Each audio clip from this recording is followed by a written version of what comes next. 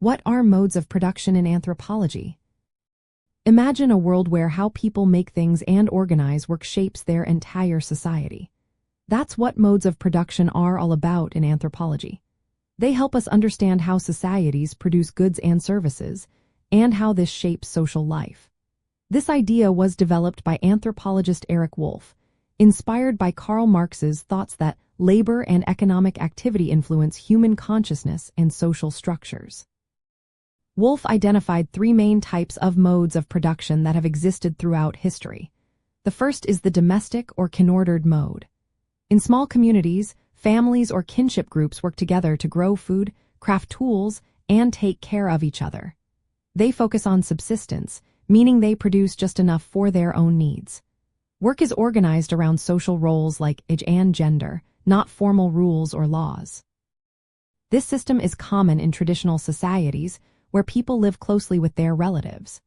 The second is the tributary mode. Think of ancient empires or kingdoms where a ruling class controls resources and demands a portion of the produce or labor from producers.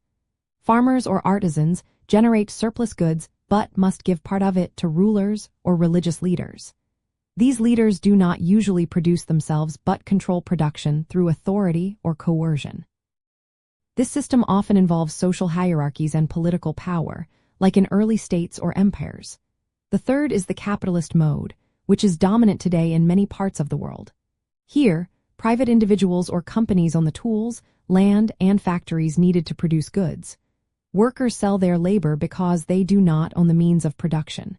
Capitalists aim to make profit by selling products in markets. They reinvest some of the profits to grow their businesses. This system connects production directly to trade, money, and markets. But anthropology doesn't just stop at these categories. It looks at how these modes blend or change over time. For example, a society might have both kin-based and capitalist elements working side by side.